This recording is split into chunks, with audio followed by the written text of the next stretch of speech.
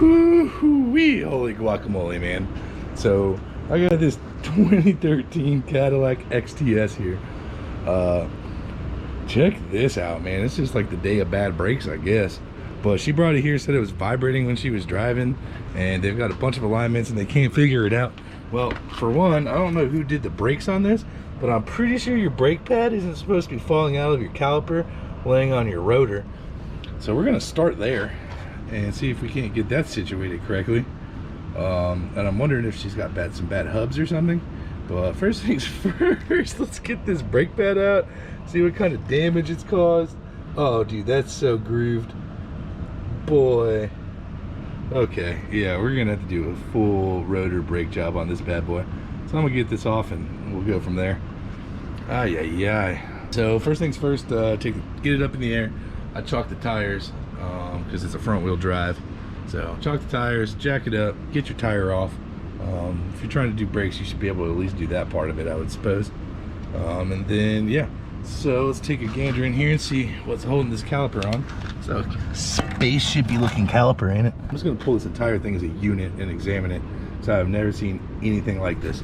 This is just silly, man. Looks like it's about a 19 or 21. I'm thinking of 21, which I might just have laying over here. Somebody else just pulled in. Oh God, I can't see anything in here. It's a 21. Probably can't see, but it is. I'm gonna get a 21 short. All right, parts finally came in, so we're gonna go ahead and take this puppy apart right quick, get ready to swap this axle. So we're doing axle, rotor, pads on this side. So obviously we already broke it down to look at what was going on with that pad situation. So rotor's very straightforward. It's got one of those little set screws right there, which is like looks like about a T30. So we'll pop that off, get the rotor off, toss it to the side. We'll pull this axle nut, and then I'm gonna drop the connection to the strut up there so I can pull this forward enough to try and get the axle out. Okie dokie. So after examining, I've decided that the lower control arm is the best plane of attack.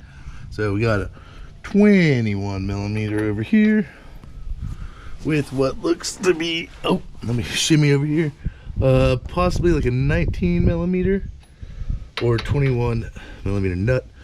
Let's see. Ew. Oh yeah, it's a 21 as well.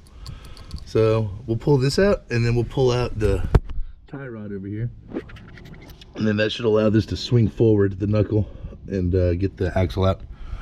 So that's how we're gonna go moving forward. And then we gotta get this grease cleaned up. Cadillac, in their infinite wisdom, these are all torque to yield bolts, so the bolts have to be replaced. Anything on this suspension, any bolt you take off has to be replaced with a new one because they are torque to yield. So let's get them out. All right, so I got the bolt out, which is a 21. So it's a 21 millimeter head and a 21 millimeter nut. The tie rod end I removed, it was 18 millimeter nut. And it just popped right out of there, thank God. That was easy peasy. So now, in theory, I should be able to swing this puppy forward and move it. Oh yeah, so see how this whole knuckle's coming forward now? So I'll swing this knuckle forward and pull the axle out and then rotate it. So it'll be like an in and out move to get that axle free. All right, yeah, so this should be smooth. You hear all that? Yeah, that's not ideal. It's gonna be bad. So we're gonna replace this hub assembly as well. So I'll order one of those in real quick, and then we'll swap that in. That's 3 bolts. No big deal. So, all right. But in the meantime, I'm gonna pop this axle out and then start cleaning up all this grease. Okay, onto the hub assembly. So we got 3 18 millimeter bolts on the back side here that hold the hub assembly on. I'm gonna get this off before I start cleaning grease.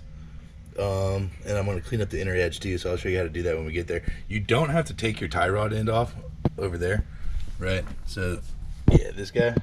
But because I was doing the axle and I had to anyway, I'm gonna go ahead and use this moment to swap the hub. Because that is it's a hell of a lot easier. See, I can get to them with power tools right now. That's what makes life easy.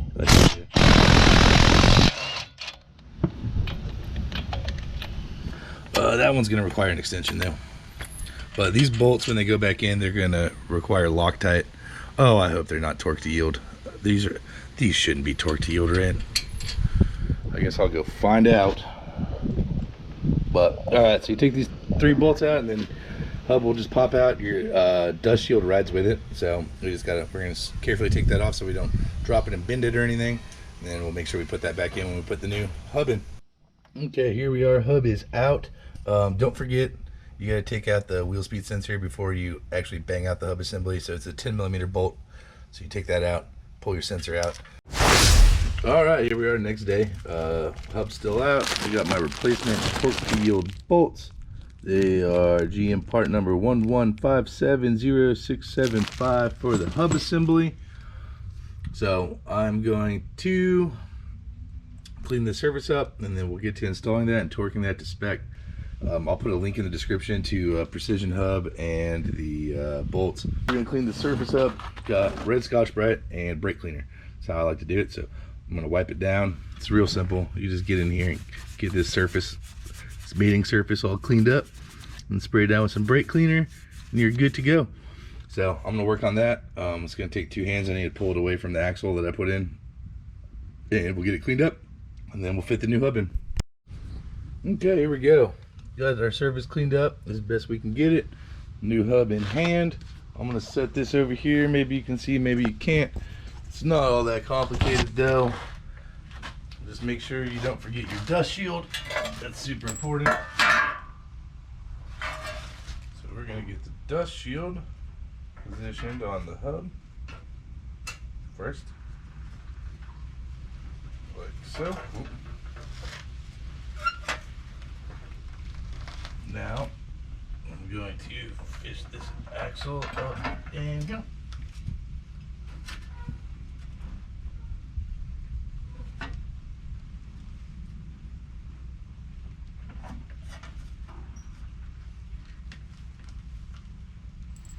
I'm gonna put one of my fancy new bolts in. Shit.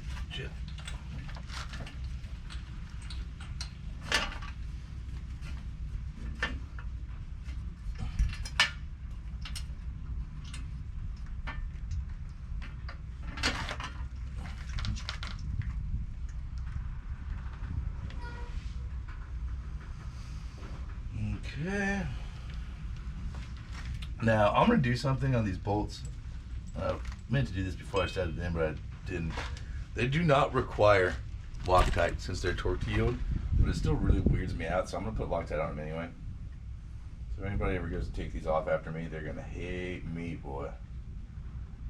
A few moments later.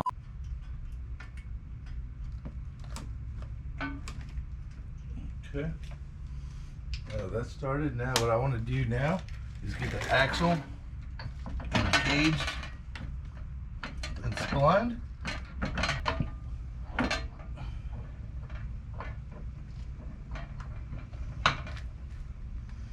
Okay, so now we got our axle through. Start the axle nut. Just gonna finger tighten it down so the splines don't come out. Okay. Now we're going to do a quick lookup of the torque spec on the bolts on the rear here. We're going to get them just snugged up, and then we'll torque them. We're going to get all of them snugged. Then we will torque.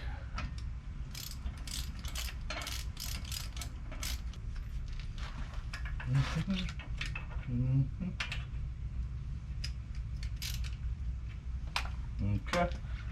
Now those are all snugged up. Don't forget to put your wheel speed sensor back in. So we're gonna push that in the little hole there. Get this going. Oh, this is hard to do with one hand, but you get the point. Put the wheel speed sensor in, put the 10mm back in, snug that up, then we're going to torque this hub. All right, wheel speed sensor's in. All the hub bolts are snugged. So now 100 Newton meters plus 60 degrees. That's what we're going for.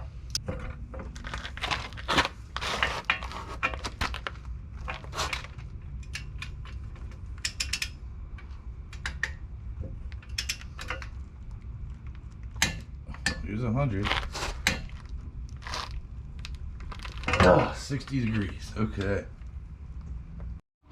Okay, I'm doing a few videos in one here, but hub assembly or axle, or if you're just here for brakes and rotor replacement, here we are. Knuckles connected to the lower control arm, tie rod ends in, it's all assembled. I'll put a link in the description, hopefully, for that lower control arm to knuckle bolt. If you're trying to get it locally, that's going to be a dealership only item. Like I said, for whatever reason, part stores don't have these torque to yield bolts yet. I don't know if they ever will. Hopefully they will, though. Or they'll just start coming with the parts. That'll be cool. But yeah, we're all put back together. Wheel speed sensors in, tie rods in, lower control arm bolts in. So we're going rotor now. So we got a replacement rotor because of the whole brake pad mishap. So here's, it's easy peasy lemon squeezy. Just make sure you line up your set screw hole when you put it on.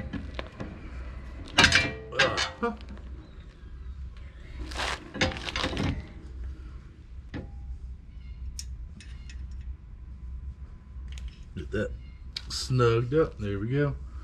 All right, now when you get a new rotor, it comes with like 8,000 ounces of machine oil on it, so always brake cleaner to snipe these out of them, you know. You're gonna get all that oil off if you can. Well, I mean, you have to get all the oil off. There is no if about it. All right, last step of hub or axle replacement is going to be putting this axle nut back to torque spec. So what we're going to do is, the precision one actually has a bigger nut, so this one's a 36 mil instead of a 32, but we're going to torque it to 150 Newton meters. Once we hit that torque spec, we're going to back it off 45 degrees and then take it to 250 Newton meters. So you can see I got a big long punch and I shoved it down in between the blades of the rotor here and got it against the caliper, so that's going to hold it from spinning. And now here we go.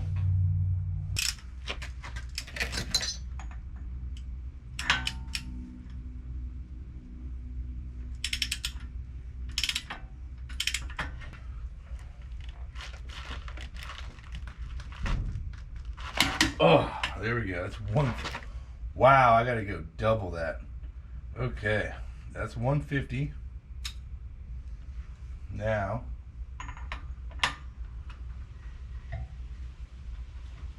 we need to back it off 45 degrees, which is about this. So, oh, there we go. Now we're going to crank this puppy up to 250 Newton meters.